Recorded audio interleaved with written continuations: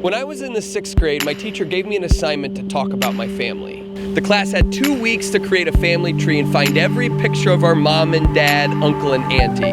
The class's task was to tell a story. So I thought I had to bust out the glue stick, scissors and poster board and prepare to spend every day bored. So as usual in class, I slipped into the state of mind of being a half-ass assignment kind of kid, doing just enough to get by.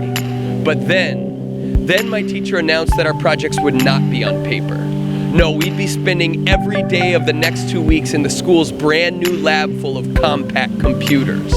Well, I picked my head up off my desk and came out of my stupor because for the next 2 weeks, I was exposed to a small piece of heaven. And I experienced the groundbreaking, life-altering, paradigm-shifting world of PowerPoint 1997. Okay, so it wasn't that magical. But I did get to discover new transitions that fade from bright to black. And I played Enya as my family tree soundtrack. But the real kicker came when we presented our slides. And after class, the teacher pulled me aside and she whispered, "Trevor, that was one of the best presentations I've ever seen." Now looking back, I highly doubt that was true.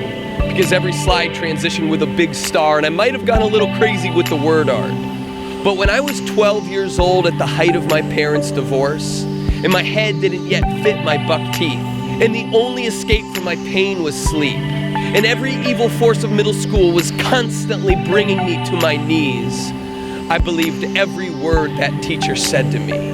Well, the next assignment was back on paper, but something changed in the performance I gave her.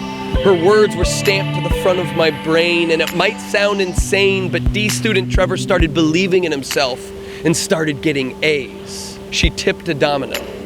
And fast forward 20 years, and now I'm a teacher. All because of a comment a teacher gave me after class. In my own class, I always start the poetry unit by asking my students to raise their hand if they love writing poetry. Crickets.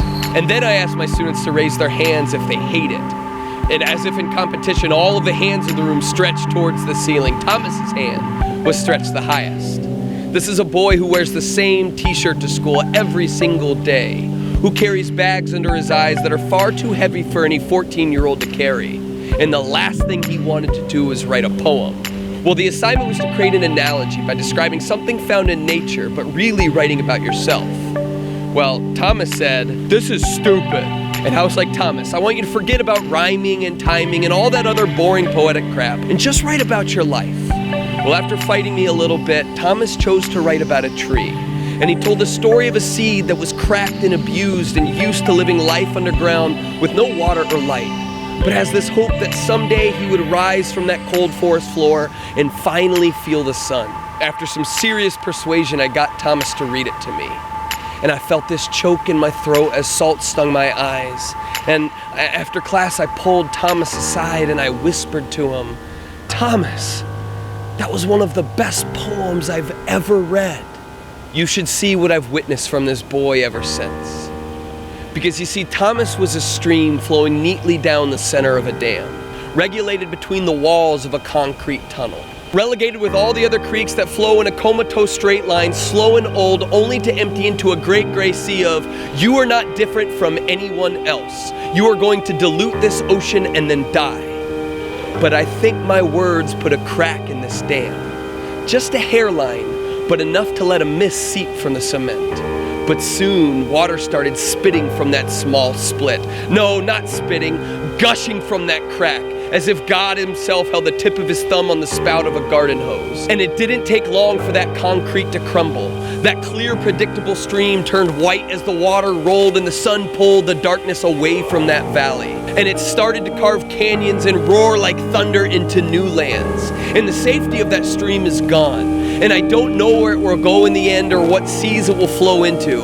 But I do know that that damn dam is no longer standing. Thomas used to be a stream, but there was a river behind that wall and a hairline crack. Now my old teacher might be seeing this video on YouTube or Facebook right now and think, "I don't remember that PowerPoint presentation."